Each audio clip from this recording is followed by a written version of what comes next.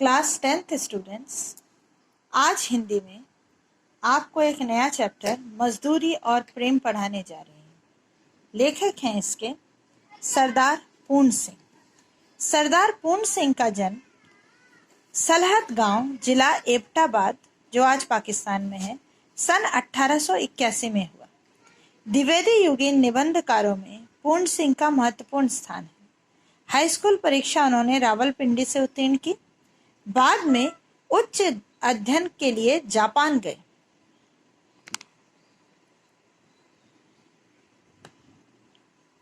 निबंधों में उपदेशात्मक के साथ साथ मानवीय आदर्शों की गंध भी मिलती है। यह पाठ है मजदूरी और प्रेम।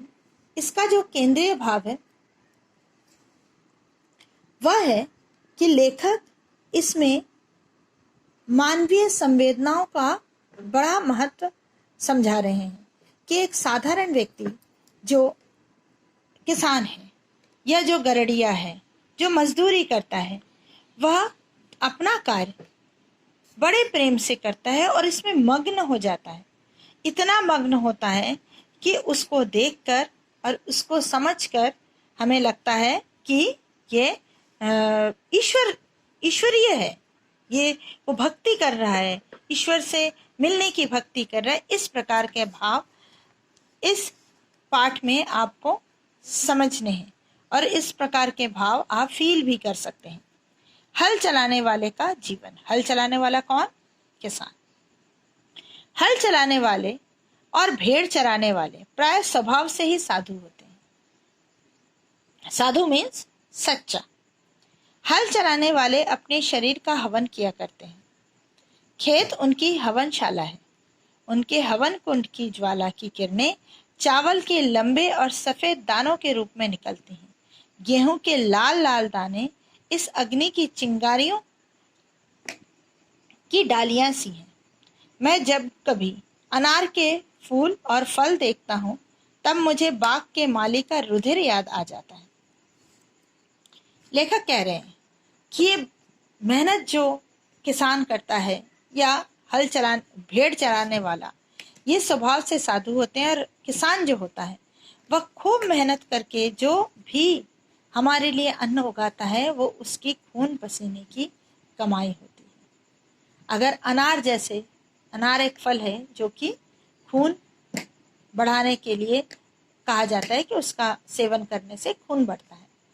तो लेखक कह रहे हैं कि जब वो अनार का फल और फूल देखते हैं एक पेड़ में लगा हुआ, उसमें अनार फला है और अनार के फूल लगे हैं, तो उसे उस पेड़ को लगाने वाले माली का खून याद आता है कि उसने इतनी मेहनत से इन पेड़ों को लगाया और उनकी सेवा की कि आज वह फल उसके खून जैसा प्रतीत होता है।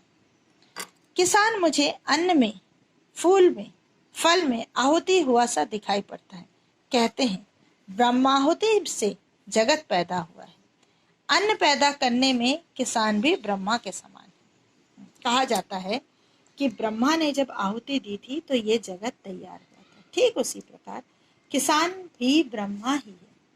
वह जब अपनी मेहनत की आहुति देता है ना जमीन में, तब अन्न उत्पादन होता है। तो किसान के साथ तुलना किसकी? भगवान ब्रह्मा की। खेती उसके ईश्वरीय प्रेम का केंद्र है। उसका जीवन पत्ते पत्ते में, फूल फूल में, फल फल में बिखर रहा है। वृक्षों की तरह उसका भी जीवन एक प्रकार का मौन जीवन है। वायु, जल, पृथ्वी, तेज और आकाश की निरोगता इसी के हिस्से में है।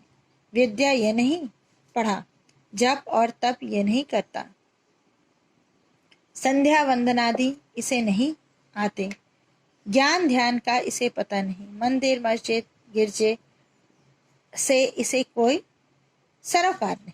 केवल साग पात खाकर ही यह अपनी भूख निवारण कर लेता है। ठंडे चश्मों और बहती नदियों के शीतल जल से यह अपनी प्यास बुझा लेता है। प्रातः काल उठकर यह अपने हल बैलों को नमस्कार करता है और खेत जोतने चला जाता है। दोपहर की धूप इसे भाती है। इसके बच्चे मिट्टी में ही खेल खेल कर बड़े होते। किसान के लिए कह रहा है लेखक कि वो बहुत ही साधारण सा जीवन जीता है और एक असाधारण सा कार्य करता है। ना वो पढ़ता लिखता है, ना वो मंदिर मस्जिद जाता है, ना बड़ी बड़ी बातें करता है, ना विद्या से कोई उसे सरोकार है। उसका सब कुछ ईश्वर है, खेती है। इसी से वो ईश्वर के दर्शन करता है। उसके बच्चे भी साधारण रूप से ही बड़े होते हैं, मिट्टी में खेल कूद कर। यहाँ पर लेखक गुरु नानक कहते हैं कि किसान जो है उसमें भोले भाव मिले रघुराई, मतलब किसान का के भोलेपन में रघुराई के दर्शन होते हैं, अर्थात श्री राम के दर्शन होते हैं। भोले भाले किसानों को ईश्वर अपने खुले दीदार के दर्शन देता है। उनकी फूस की छतों में से सूरज और चंद्रमा छन छन कर उनके बिस्तरों पर पड़ते हैं। ये प्रकृति के जवान साथी हैं। ये गुरु नानक कह रहे हैं। जब कभी मैं इन बेमुकुट के गोपालों के दर्शन करता हूँ, मेरा सिर स्वयं ही झुक जाता है। जब मुझे किसी फकीर के दर्शन होते हैं, तब मुझे मालूम होता है कि नंगे सिर, नंगे पांव, एक टोपी सिर पर, एक लंगोटी कमर में, एक काली कमली कंधे पर, एक लंबी लाठी हाथ में लिए हुए गांवों का मित्र, बैलों का हमजोली, पक्षियों का हमराज, महाराजाओं का अन्नदाता, बादशाहों की को ताज पहनाने और सिंहासन पर बिठाने वाला, भूखों और नंगों को पालने वाला, समाज के पुष्पोद्यान का माली और खेतों का वाली जा रहा है। किसान के लिए इतने सुंदर शब्द गुरु नानक जी ने कहे कि जब भी मैं ऐसे किसानों के दर्शन करता हूँ तो मेरा सिर स्वयं ही झुक जाता है। नंगे सिर, नंगे पांव, एक टोपी सिर पर, हाथ में लाठी लिए हुए, वह सबका प्रेमी होता है। बैलों का हमजोली तो होगा ही, बैल उनके काम आते हैं। पक्षियों का हमराज, चिड़ियों को दाने देना। फिर महाराजाओं का अन्नदाता, जो भी वो उगाता है वो महाराज भी खाते हैं। बादशाहों को ताज पहनाने वाला, वही हमारे देश का एक इकोनॉमिक स्ट्रेंथ भी होता है। कोई भी राजा के यहाँ अगर अनाज प्रॉपरली डेवलप्ड हो, किसान अगर ढेर सारा अन्न उगाए तो वह देश भी अमीर होता है। ताज और सिंहासन पर बिठाने वाला, भूखों और नंगों को पालने वाला, अनाज कौन देता है? किसान। ये इतना सारा काम करने वाला जा रहा है। नानक का ये एक शब्द है जिसमें ढेर सारी कृतज्ञता झलक रही है। किसके प्रति? किसान के प्रति। आज यहीं तक।